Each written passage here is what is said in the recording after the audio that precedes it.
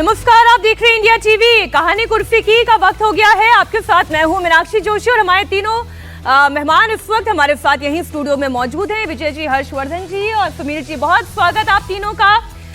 भाई, आज कहानी कुर्सी की में हम चर्चा करने जा रही है उन पिचेस की जिस पर धुआंधार बैटिंग चल रही है। वो बैटिंग नहीं जो इंडिया और ऑस्ट्रेलिया के बीच में चल रही है, या जो क्रिकेट के मैदान में पॉलिटिकल छीटाकशी चल रही है, उसकी कोई बातचीत नहीं है। बातचीत हो रही है महाराष्ट्र को लेकर, बातचीत होगी बिहार को लेकर और बातचीत होगी दिल्ली को लेकर। ये वो राज्य हैं जहां पर विधानसभा चुनाव नजदीक है और सबसे पहले बात दिल्ली की ही हो जाए। प्रधानमंत्री नरेंद्र मोदी दिल्ली चुनाव के लिए शंखनाद पहले ही कर चुके हैं। अरविंद केजरीवाल पर एक नहीं लगातार धुआंधार कई सारे अटैक कर चुके हैं। आम आदमी पार्टी को कैसे आपदा कहा प्रधानमंत्री मोदी ने, पिछले 2 दिनों से तो लगातार आप ये सुन ही रहे हैं। लेकिन अब आम आदमी पार्टी की ओर से भी पलटवार हो रहा है। इसमें बीच में कांग्रेस पार्टी भी कूद गई है। कांग्रेस पार्टी ये कह रही है एक तरफ आपदा है तो दूसरी तरफ विपदा है। तो ऐसे में सवाल यह है, फिर कांग्रेस पार्टी क्या है, उनका स्ट्रक्चर क्या है? क्या 2 की लड़ाई में वो अपना स्कोर सेटल करना चाह रही हैं, वो आगे बढ़ना चाह रही है, या फिर ये लड़ाई तो दरअसल 2 तरफा ही है, उसमें बस गेन करने के लिए कांग्रेस पार्टी को कुछ मिल जाएगा तो मिल जाएगा। खैर, आज प्रधानमंत्री नरेंद्र मोदी कार्यक्रम में मौजूद है। 27 साल के बाद परिवर्तन की बात कर रहे हैं। अब ये परिवर्तन कैसा होगा, कौन करेगा परिवर्तन? इस बीच गृह मंत्री अमित शाह ने भी आम आदमी पार्टी पर अटैक किया। शीश महल को लेकर उन्होंने आरोप लगाया और सीधा सीधा आरोप किस पर था?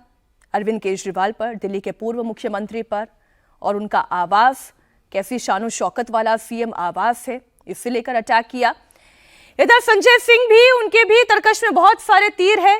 जब बात मेट्रो की होती है उसमें केंद्र के साथ साथ राज्य सरकार की क्या भूमिका होती है, तो खबरें बहुत सारी है दिल्ली से जुड़ी हुई। थोड़ी देर में प्रधानमंत्री नरेंद्र मोदी भी कार्यक्रम को संबोधित करने वाले। उससे पहले की ये तस्वीरें आप देख रहे हैं जब पूरी प्रदर्शनी का वो अवलोकन कर रहे हैं। सवाल यह है कि दिल्ली की पिच किसके फेवर में टर्न होती हुई नजर आ रही है? सबसे पहले आप सुनिए देश के गृह मंत्री अमित शाह को। जो राजनीति में आए तब कहते थे हम सरकारी गाड़ी नहीं लेंगे, सरकारी बंगलो नहीं लेंगे, एक नए प्रकार की राजनीति का आगाज करेंगे। 1 बंगलो से पेट नहीं भरा, 2 बंगलो से पेट नहीं भरा, 3 बंगलो से पेट नहीं भरा, 4 बंगलो से पेट नहीं भरा, 50,000 गज एक शीश महल बनाया दिल्ली वासियों के 45 करोड़ के खर्चे से। और केजरीवाल जी, आपको इसका हिसाब देना पड़ेगा, दिल्ली की जनता को हिसाब देना पड़ेगा। किसके पैसे से 6 करोड़ के डिजाइनर मार्बल लगाए आपने? किसके पैसों से 6 करोड़ के मोटराइज पर्दे लगाए? किन के पैसों से 70 लाख के खोलने के लिए खड़ा ना होना पड़े ऐसे ऑटोमेटिक दरवाजे लगाए? किसके पैसों से 16 स्मार्ट टीवी 64 लाख रुपए के लगाए? किसके पैसे से 50 लाख रुपए की कारपेट बिछाई गई? किसके पैसे से सजावटी पिल्लर 36 लाख के बनाए गए?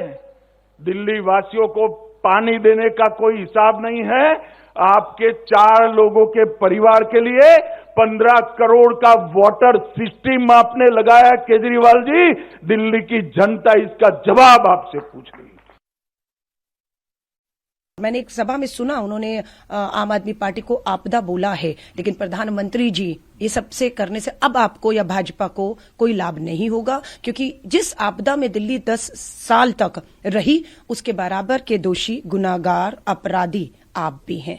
दिल्ली की हवाएं जहरीली, आसमान नीला नहीं है, धुएं की तरह आज भी काला है। लोग सांस की ये बीमारी महामारी बनने वाली है सिर्फ इस वायु प्रदूषण की वजह से। आप अगर वो, मैं कह रही हूं, फिर आपने कहा आपदाएं, तो आप विपदा बनकर आए हैं। आपदा और विपदा में लोगों को पिसते हुए हमने देखा है। अब देखिए, जिन पोस्टर वॉर की मैं बात कर रही हूं वो पोस्टर भी आपके सामने हैं। बीजेपी ये कह रही है आपदा जाएगी, तो आम आदमी पार्टी ये कह रही है कि अब यहां पर जुमले नहीं चलने वाले, जुमलों पर झाड़ू आम आदमी पार्टी लगाएगी और आम आदमी पार्टी की सरकार फिर से आएगी। ये दोनों ही रिएक्शन हर्षवर्धन जी आपसे चर्चा की शुरुआत करते हुए, और ये एक वीडियो और बड़ा इंटरेस्टिंग हो रहा है। ये पॉलिटिकल गेम दिल्ली का, घोड़ी है पर दूल्हा कहाँ है। लेकिन पहले आपदा विपदा और इसके बीच में जो आम आदमी पार्टी कह रही है कि झाड़ू चलने वाली है। नहीं, देखिए, बढ़िया ये है कि चुनाव रोचक हो जाता है ना, तो ये सब सुनने को देखने को मिल जाता है। और अब घोड़ी घूम रही है, दूल्हा तलाश रही है, ऐसे नहीं होता है भैया। दूल्हा जिसका होता है वही घोड़ी करता है। तो पता नहीं क्यों बिना दूल्हे के घोड़ी आम आदमी पार्टी वाले दौड़ा दिए हैं विज्ञापन में। ये भी एक बड़ा सवाल है, क्या वहाँ भी दूल्हे की कोई मुश्किल हो गई क्या? और वो कह भी नहीं सकते, क्योंकि आतिशी मुख्यमंत्री हैं और पूर्व मुख्यमंत्री अरविंद केजरीवाल वो दूल्हे बनेंगे, ऐसा मतलब है राजनीतिक तौर पर। लेकिन दिल्ली को लेकर कुछ बातें तो बड़ी साफ साफ दिल्ली वालों को समझ में आ रही हैं। एक तो ये कि ये जो अलका लांबा ने कहा, बिल्कुल दुरुस्त बात कही है कि केंद्र सरकार और राज्य सरकार दोनों का जिम्मा है। अब बराबर के दोषी हैं या नहीं है ये तय होगा, लेकिन जिम्मा दोनों का है। अब उस जिम्मे में जो श्रेय वाला हिस्सा होता है वो तो अरविंद जी कहते हैं कि भाई ये हमारा है, आधा हमको दे दो। जो कहते हैं कि ये गड़बड़ हो गई तो कहते हैं पूरा तुम ले लो। तो ये जो आधे पूरे की लड़ाई चल रही, इससे दिल्ली को मुक्त कराना है तो आपको किसी ऐसी पार्टी को चुनना चाहिए जो आधे पूरे वाली लड़ाई से निकले। एक तो ये बड़ा महत्वपूर्ण है, ये इस पर मुझे लगता है कि तीनों ही पार्टियां सहमत होंगी। यानी ऐसा तो नहीं चलेगा ना भाई, शीला दीक्षित और भारतीय जनता पार्टी में कोई ऐसा तो था नहीं कि एक ही पार्टी थी, लेकिन दोनों को कभी दिक्कत नहीं हुई, कभी ये लड़ाई नहीं हुई, कभी ये मुश्किल नहीं हुई कि भाई हमको क्या करना है, तुमको क्या करना है। और ये सब जानते हैं कि केंद्र सरकार से बजट से लेकर हर चीज में मदद दिल्ली सरकार को मिलती है। ये हर कोई जानता है कि दिल्ली चूंकि देश की राजधानी है, इसलिए यहां भारत सरकार अपने सारे प्रोजेक्ट का, जिसको हम कहते हैं पायलट प्रोजेक्ट के नाम से जिनको जानते हैं, उसको यहां शुरू करती है। और उसके बाद अगर कोई राज्य की सरकार वो कहे कि हमको श्रेय नहीं मिल रहा है तो बड़ी मुश्किल है। फिर कहते हैं कि जब बजट मिला तो आपने यमुना साफ कर ली क्या? अब वो तो विपदा आपदा जो भी आप कह लीजिए दिखती है। पानी साफ मिलने लगा क्या? तो विपदा आपदा बहुत साफ साफ नजर आती है। फिर कोई कहे कि जहरीली हवा है, तो भाई गडकरी जी तो हर बार प्रेस कॉन्फ्रेंस करके बताते हैं, और हम लोग कम से कम जो यात्रा करने वाले लोग हैं वो जानते हैं कि दिल्ली में जो ट्रकें आती थी वो ईस्टर्न पेरिफेरल एक्सप्रेसवे और वेस्टर्न पेरिफेरल एक्सप्रेसवे से कितनी ट्रकें अब दिल्ली में नहीं आती हैं, अब सीधा सीधा बाहर निकल जाती हैं। अब वो कह रहे हैं कि हम एक 19 किलोमीटर की और एक 36 किलोमीटर की, दो और हम बना देंगे, तो जो और गाड़ियां आ रही हैं, ट्रकें आ रही हैं बाहर से, वो भी बाहर बाहर चली जाएगी, तो दिल्ली साफ होगी। लेकिन राज्य सरकार ने आज तक क्या किया ये बताना चाहिए। और अरविंद केजरीवाल के सोशल मीडिया के उपयोग से नेता बने, कहा जाता है ये बहुत धार्मिक कथाओं में, पुराणों में कहा जाता है कि जो आपका सबसे मजबूत हथियार होता है उसी से आप अंत में पिटते भी हैं। अरविंद जी ने जिस सोशल मीडिया का इस्तेमाल किया, अब संदीप दीक्षित जो सवाल पूछते हैं कि भाई 13 एसी हमारी माताजी के घर में लगे थे, तो आप उन्हें अय्याश तक कह दिया करते थे, कितना बुरा शब्द है, लेकिन इसी तरह से बुलाते थे। आज अरविंद केजरीवाल के शीश महल पर क्या कहेंगे? आज जो बंगलों की बात अमित शाह कर रहे हैं उस पर क्या करेंगे? जो नरेंद्र मोदी कह रहे हैं कि आप नहीं आपदा है, उस पर क्या करेंगे? मुझे लगता है कि सबसे ज्यादा फंसी हुई अगर कोई पार्टी दिख रही तो आम आदमी पार्टी। आपने जो बात कही हर्षवर्धन जी कि राज्य सरकार ने क्या किया, राज्य सरकार की भूमिका क्या है, इसे समझाने की कोशिश संजय सिंह ने की है। आप सुनिए संजय सिंह ने क्या कहा।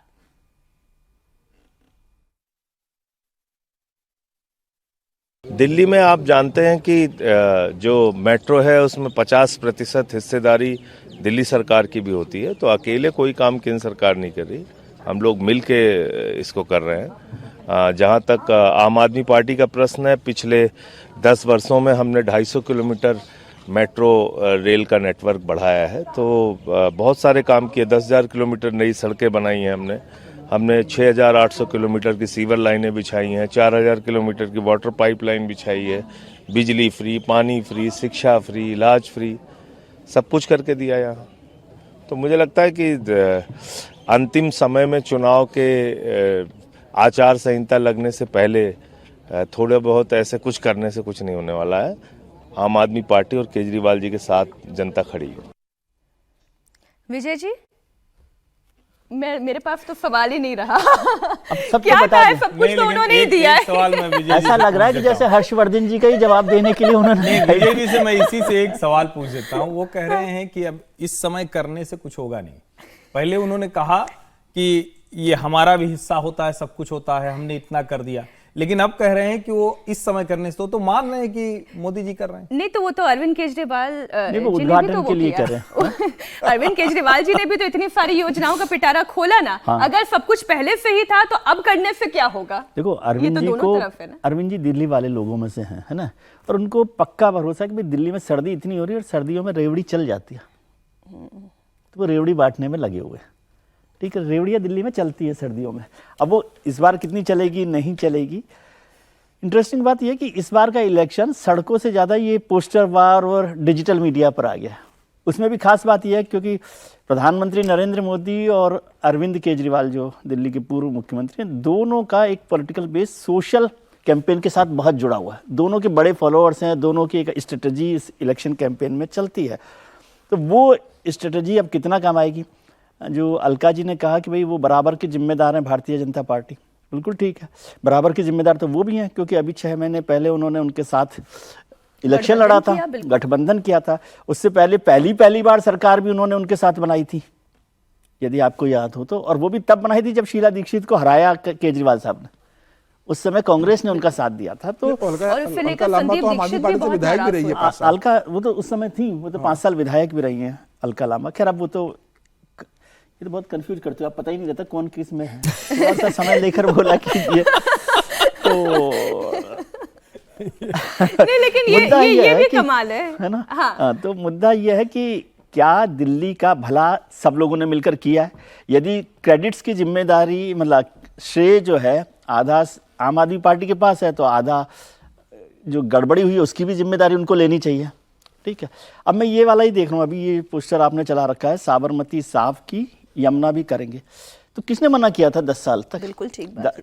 10 साल तक भी आप थे। और यमुना की सफाई तो केंद्रीय योजना के तहत आती है, समझे, सेंट्रल वाटर मिशन में यमुना जो है प्रोग्राम में है, किसी ने मना नहीं किया था। मुझे नहीं पता कि केजरीवाल साहब जो अक्सर मना करते हैं उन्होंने मना किया कि नहीं किया। और केजरीवाल साहब ने तब साफ कर दिया कि भाई यमुना की सफाई से वोट नहीं मिलते, तो उन्होंने नहीं की।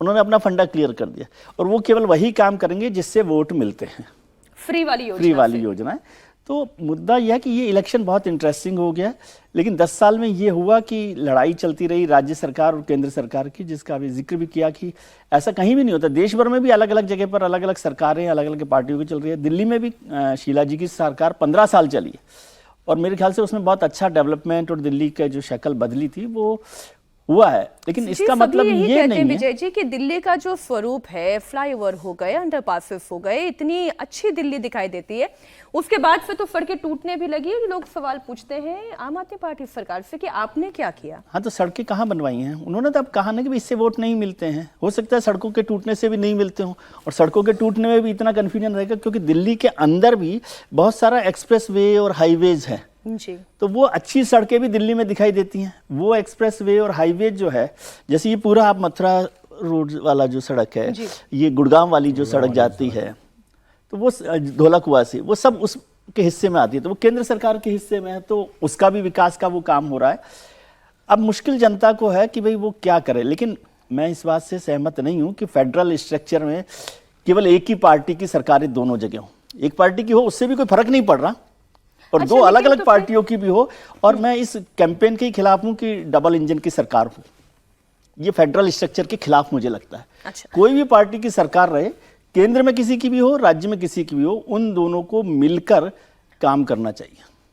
मतलब आप ये कहना चाह रहे हैं कि केंद्र में बीजेपी की सरकार और राज्य में आम आदमी पार्टी की किसी की भी हो, बीजेपी की भी हो, तो भी कोई वो फर्क नहीं पड़ रहा। इस क्वेश्चन को लेकर मैं समीर जी आपके पास आ रही हूँ। ये आपदा और विपदा के बीच में कांग्रेस पार्टी क्या है?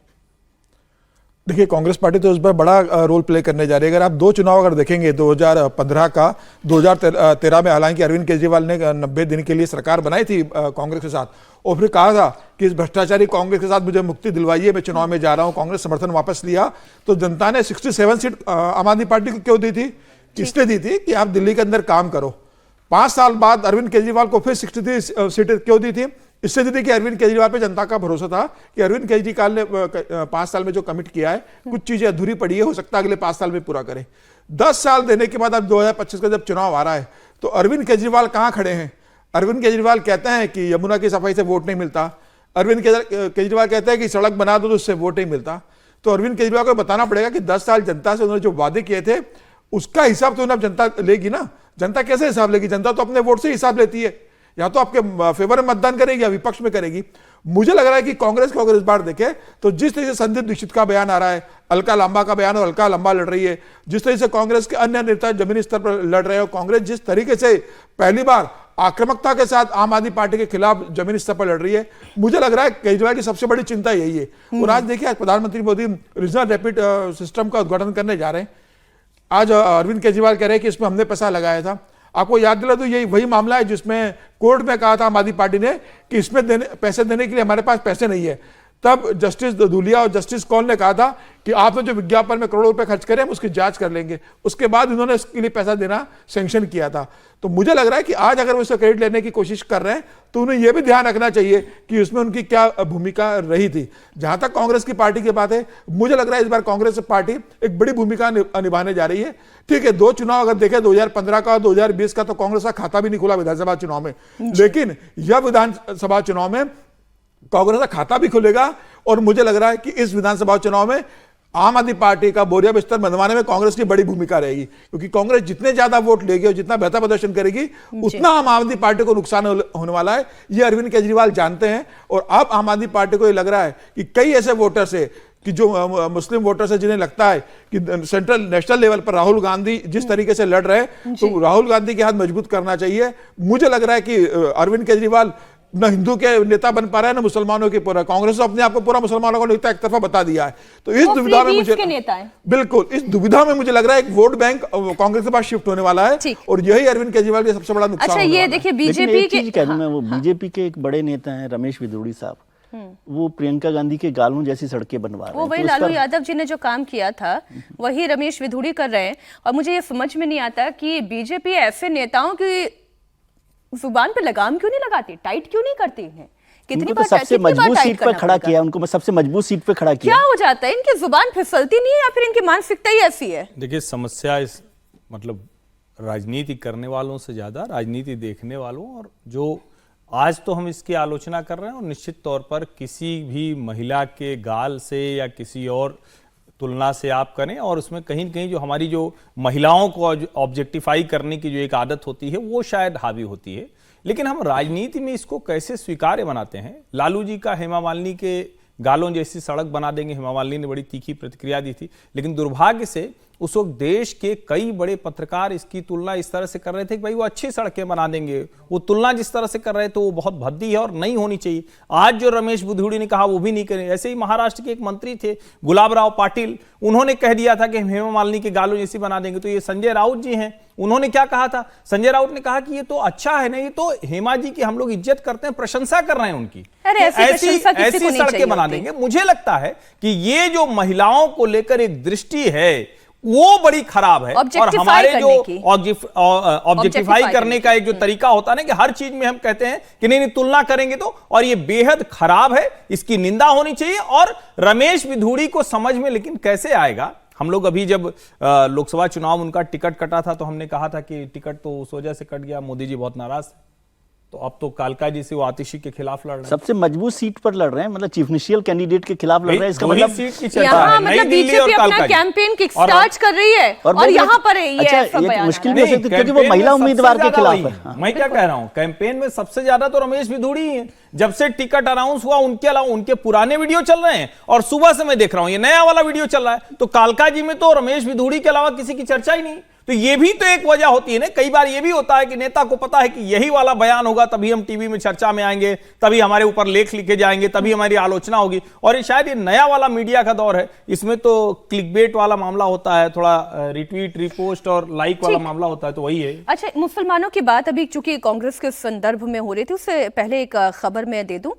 जापानी पार्क प्रधानमंत्री नरेंद्र मोदी पहुंच गए हैं। वे डीएमआरसी के कार्यक्रम को संबोधित करें, और थोड़ी देर में फिर जब परिवर्तन रैली को संबोधित करेंगे तो वो आपके सामने पूरा संबोधन रखेंगे। इधर बांग्लादेशियों के अंदर भी क्या इस वक्त बीजेपी को समर्थन मिल रहा है? बहुत छोटी सी टिप्पणी मैं इस पर आपकी चाह रही हूं कि जो घुसपैठिए आ रहे हैं वो किसके संसाधनों पर आक्रमण कर रहे हैं? ये दिल्ली वालों के संसाधनों पर ही तो आक्रमण कर रहे हैं, तो क्या उसका बेनिफिट बीजेपी को मिलेगा?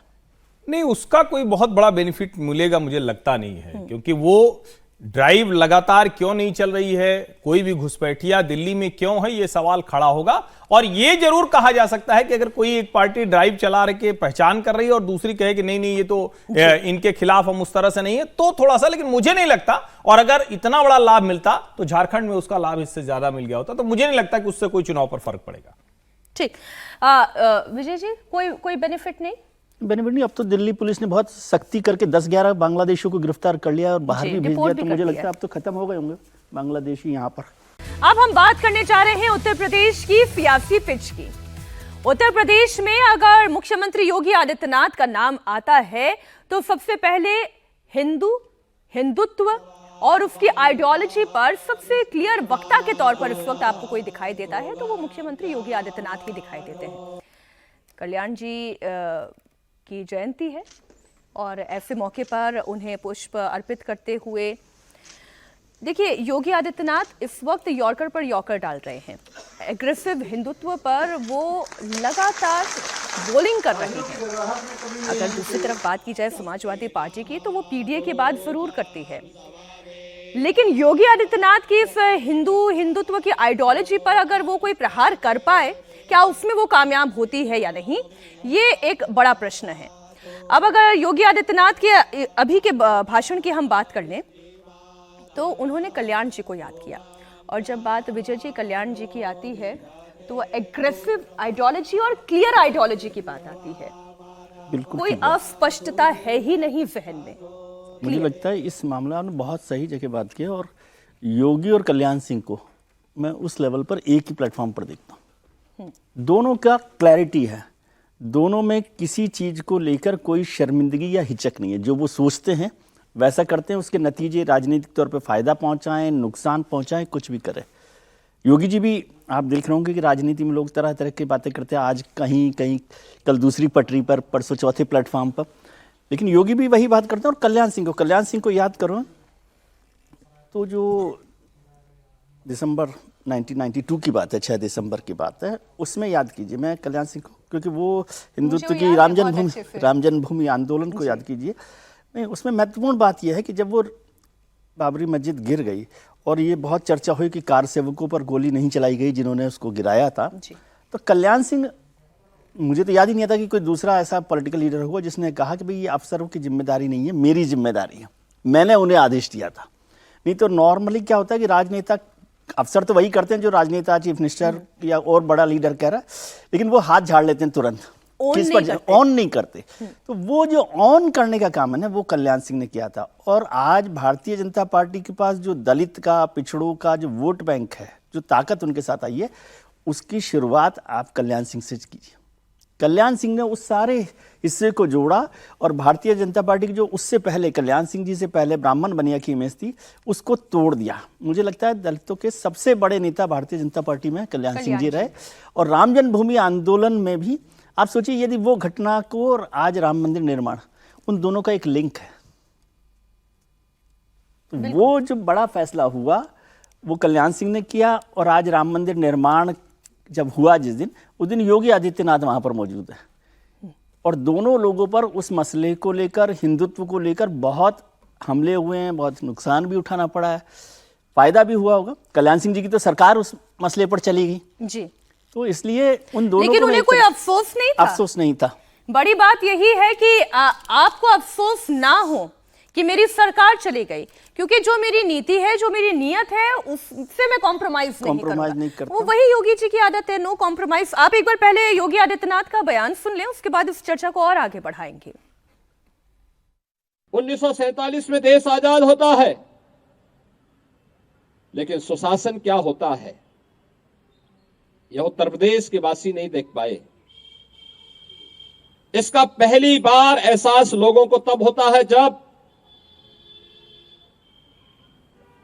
प्रदेश में स्वर्गीय कल्याण सिंह जी मुख्यमंत्री के रूप में शपथ ग्रहण करके अपनी शासन व्यवस्था को आगे बढ़ाते हैं। याद करिए उस समय भी उन्हें अस्थिर करने के लिए किस प्रकार से झुंड के झुंड अव्यवस्था फैलाने के लिए उतारू हो गए थे, लेकिन उसकी परवाह किए बगैर उन्होंने अपनी सरकार को तिलांजलि दी श्री राम मंदिर निर्माण के लिए। आज वो सपना साकार हुआ है तो सरदेव बाबूजी की आत्मा को भी असीम शांति प्राप्त हो रही होगी कि उनका जो सपना था वो सपना साकार हुआ है। ये बिल्कुल उस तरीके का स्टेटमेंट है हर्षवर्धन जी कि राइट विंग की अगर बात करनी है तो करनी है, इसमें कोई इफ बट नहीं है। ठीक वैसे ही जैसे अभी थोड़ी देर पहले विजय जी कह रहे थे कि कल्याण जी के अंदर भी यही गुण थे, वही गुण योगी आदित्यनाथ में है। निश्चित तौर पर। और देखिए आज उनकी जयंती पर देश उनको याद कर रहा है, भारतीय जनता पार्टी के लोग उनको याद कर रहे हैं। उत्तर प्रदेश में भारतीय जनता पार्टी की जो बुनियाद मजबूत की थी वो कल्याण सिंह और कलराज मिश्रा की जोड़ी थी, जो मास लीडर के तौर पर कल्याण सिंह थे और संगठन के नेता के तौर पर कलराज मिश्रा थे। ये दोनों नेता थे जिन्होंने भारतीय जनता पार्टी को वहां खड़ा किया। जो लोध समाज से आने वाले कल्याण सिंह, उन पर भारतीय जनता पार्टी भरोसा जताती है। वो राष्ट्रीय उपाध्यक्ष तक थे और एक समय में तो वो ये माने जाते थे, अब लोगों को, ज्यादातर लोगों को भूल गया होगा, लेकिन माने वो ये जाते थे कि यही अब अगले दावेदार हैं। उत्तर प्रदेश के मुख्यमंत्री से देश के प्रधानमंत्री के तौर पर उनकी दावेदारी देखी जाती थी कि अटल आडवाणी के बाद कौन होगा, तो उन बड़े नेताओं की कतार में आते थे। वो अलग बात है कि बाद में कुछ दूसरी वजहों से वो पार्टी से बाहर गए, फिर सपा तक में चले गए, फिर लौट कर आए और उन्होंने कहा कि हमारा शव भी इसी भाजपा के झंडे में लिपट कर जाएगा। लेकिन उन्होंने जो कुछ किया उसकी बात करनी चाहिए।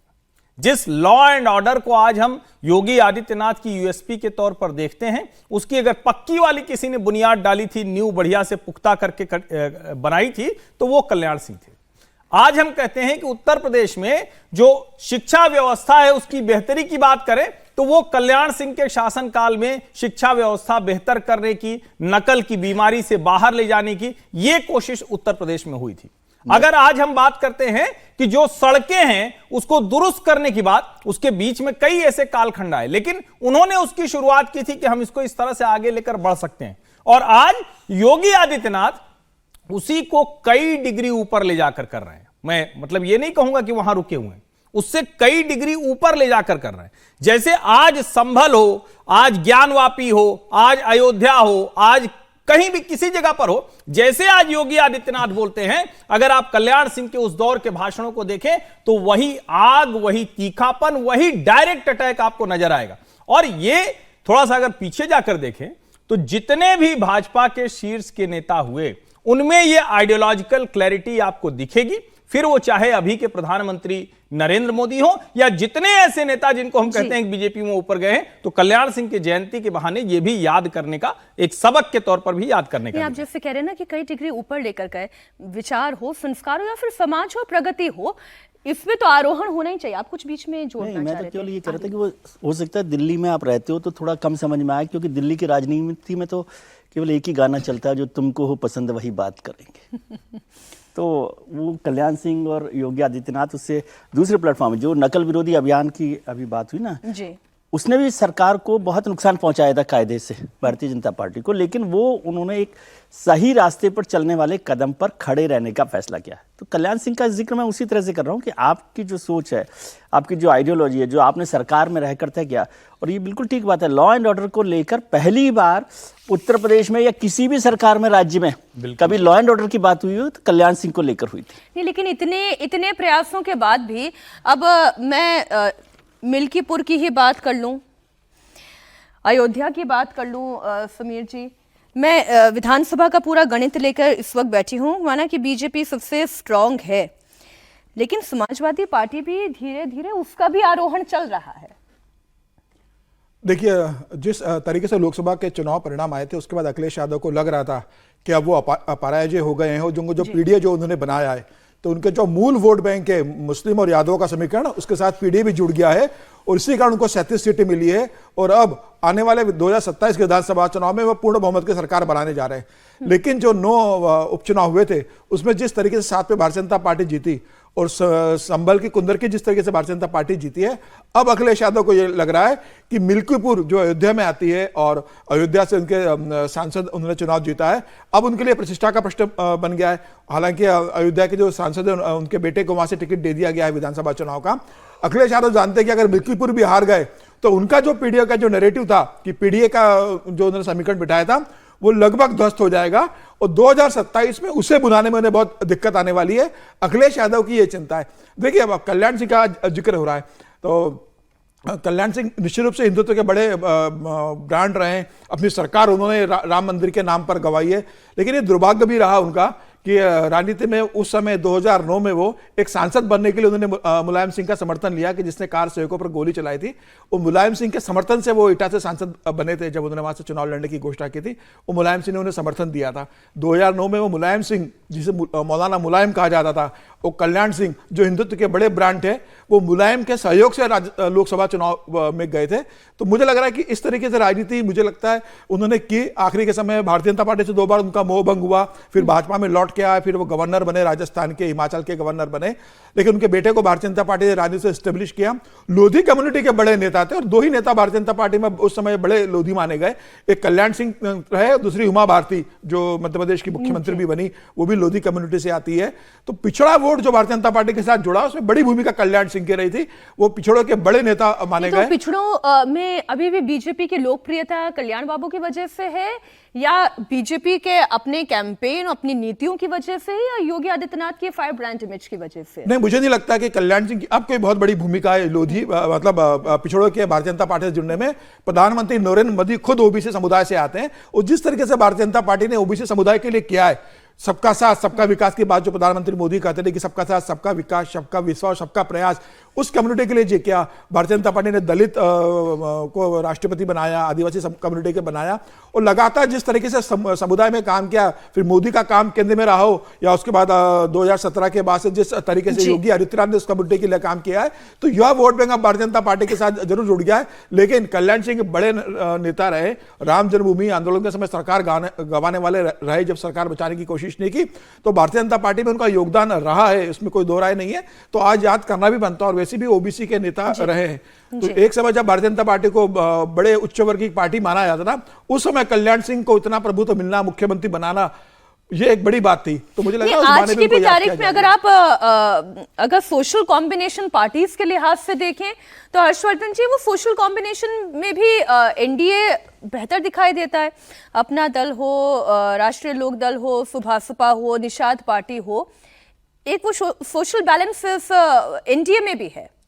देखिए, एनडीए में भी है, ये तो अच्छी बात है, लेकिन भारतीय जनता पार्टी को हमेशा, और पहले भी मैं इस पर चर्चा कर चुका हूं कि भारतीय जनता पार्टी के लिए हमेशा कहा जाता है, जैसे अभी मोहन यादव को बनाया गया था तो सबने कह दिया कि देखिए अब यादवों को लाने के लिए कर रहे हैं। हमारे प्रतापगढ़ के जिले के बाबूलाल गौर हैं, वो भी यादव हो, मध्य प्रदेश के मुख्यमंत्री बनाए गए थे उमा भारती की बात, ठीक है, वो उस तरह से नहीं चल पाए। फिर शिवराज सिंह चौहान को बनाया गया। भारतीय जनता पार्टी ने अगड़े पिछड़े की राजनीति की ही नहीं, और अगर स्पष्टता से कहें तो जिस हिंदू यूनिटी की बात वो करती है, उस हिंदू एकता का ख्याल उसको हमेशा इस बात में रहा कि कहां किसको किस जगह रिप्रेजेंटेशन देना है, कहां किसको किस जगह पार्टी में लेकर आना है, और वो चाहे मुख्यमंत्री बनाना रहा हो, मंत्री बनाना रहा हो। और अब अगर आप ध्यान से देखें, देश के सर्वोच्च पद पर, भारत के सबसे ताकतवर नेता के तौर पर अगर एक ओबीसी, एक जिसको कहते हैं कि प्रधानमंत्री नरेंद्र मोदी को गुजरात के मुख्यमंत्री से यहां लेकर आना, तो ये संघ की और भाजपा की वो रणनीति दिखती है जिसमें जब वो हिंदू एकता की बात करते हैं तो कहते हैं कल्याण सिंह भी उसी का उदाहरण है, उमा भारती भी उसी का उदाहरण है, शिवराज सिंह चौहान भी उसी का उदाहरण है, और नरेंद्र मोदी तो जीते जागते उदाहरण है ही। आम आदमी पार्टी पर एक बार फिर से उन्होंने वार किया।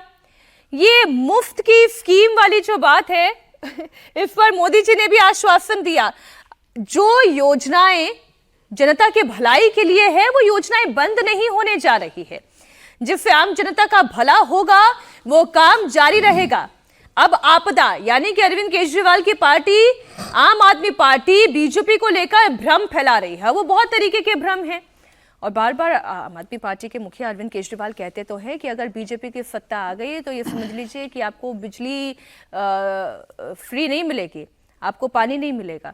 इसका मतलब क्या विजय जी, मैं ये समझूं कि जितनी योजनाएं हैं बीजेपी की सरकार अगर आ गई तो ये योजनाएं भी ऐसी ही चलती रहेंगी? देखिए, हिंदुस्तान की राजनीति को और अभी जो हमारी सोशल सिस्टम है उसको समझ लीजिए। वो बीजेपी की सरकार आए, कांग्रेस की सरकार आए, किसी की सरकार आए, जिस भी राज्य में जो योजनाएं चल रही है मुफ्त की, उसको बंद करने की हिम्मत किसी के पास नहीं है। अब मैं ये थोड़ा सा रूडली बोल रहा हूँ, किसी के पास हिम्मत नहीं है। तो आप ये सोचें कि कोई भी सरकार आ जाएगी वो उसको कर रही है, लेकिन एक फ़र्क है, जो मुफ्त की योजनाएं और फ्री बीज का जो हो ना थिन लाइन, उस फर्क को समझना है कि उस पर काम हम कैसे कर सकते हैं, क्या नहीं कर सकते। लेकिन अब ये बहुत मुश्किल हो गया जिस तरह की राजनीति अब हो रही है। अभी मुझे पता है कि कल कांग्रेस का वो आने वाला है घोषणा पत्र, जिस तरह गारंटियां, तो वो हर दिन एक गारंटी कर रहे हैं, 5 गारंटी नई लेकर आ रहे हैं। अभी आम आदमी पार्टी 200 यूनिट बिजली दे रही है, वो 400 यूनिट मुफ्त बिजली दे रहे हैं। तो अब उस कंपटीशन में हम आ गए हैं। इसको फ्री बीज को तो आप समझ लीजिए वो शेर की सवारी जैसा है, इससे उतरना मुश्किल काम है। ये जैसे एक मेडिकल योजना जो है वो आयुष्मान केंद्र की अलग चल रही है, आयुष्मान योजना, हाँ, और उनकी संजीवनी, और आम आदमी पार्टी जो है संजीवनी योजना चला रही है जी। अब इसमें अंतर करना हर्षवर्धन जी बड़ा मुश्किल है कि कौन सी योजना का लाभ कितना बड़ा है, और क्या जब जनता वोट देने जाती है तो क्या वो ये फर्क समझ पाती है कि किसने ज्यादा लाभ दिया? नहीं, मुझे लगता है कि इसका बहुत भ्रम नहीं होता है, लेकिन क्योंकि एक बड़ा वर्ग है जो फ्री बिजली, फ्री पानी या इस तरह की जो फ्री की स्कीम्स हैं उसका सीधा लाभ ले रहा है।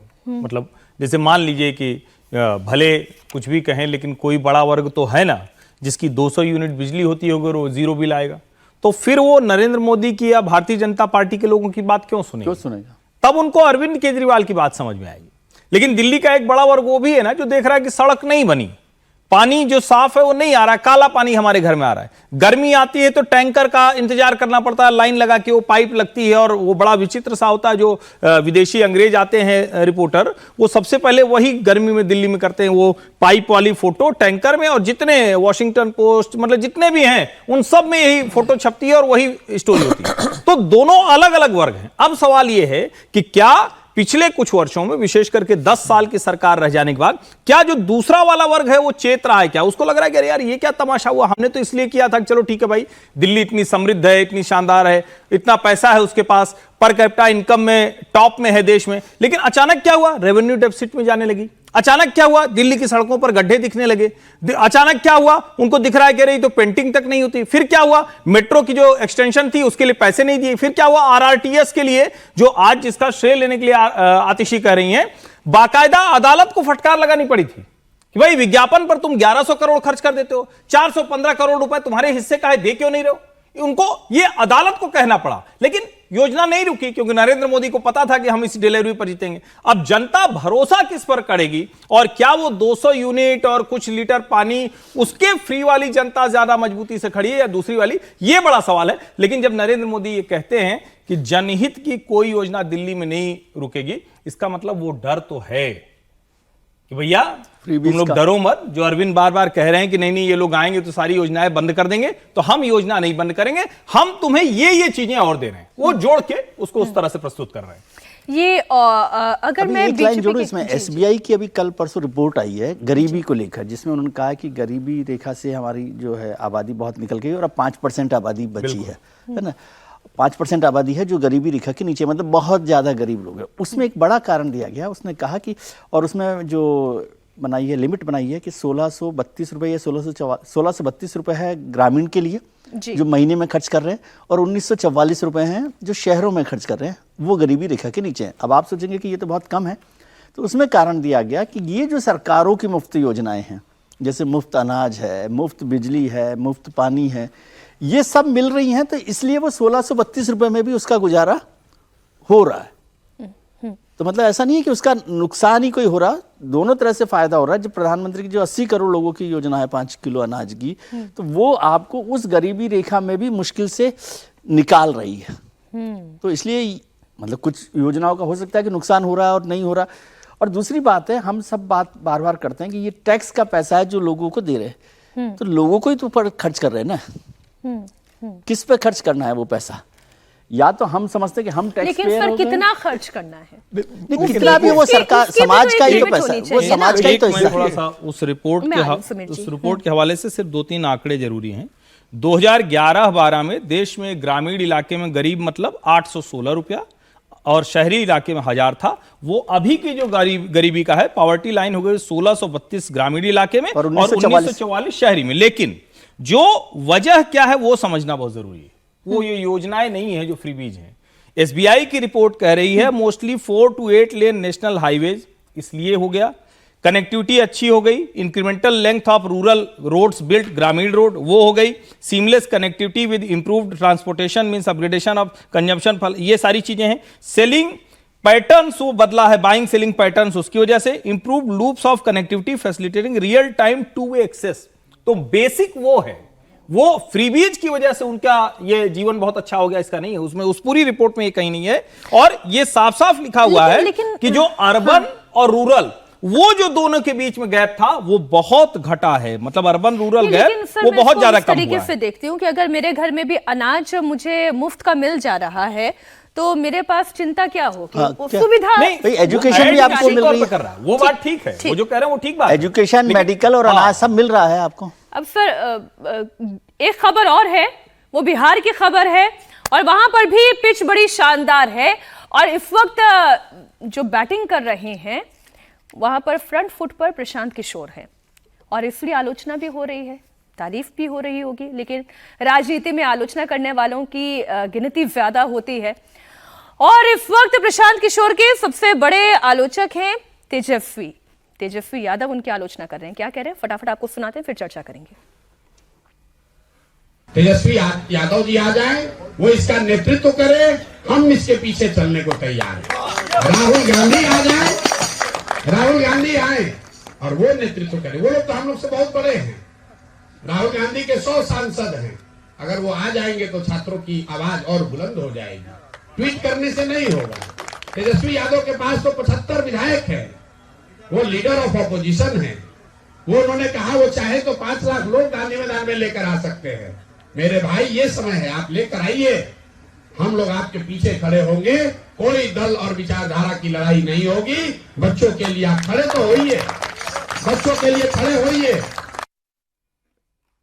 हम लोग नहीं चाहते थे कि कोई पॉलिटिकल पार्टी जो है इस आंदोलन को हाईजैक करे, क्योंकि सत्ता आंदोलन ये छात्र का है, अभ्यर्थियों का है। इस आंदोलन को कुचलने की साजिश हुई और आप लोगों ने भी देखा गणतंत्र बाग में जो प्रभाव था। लोग तो गए कि चलो गांधी मैदान, हम खाएंगे लाठी। कौन खाया लाठी?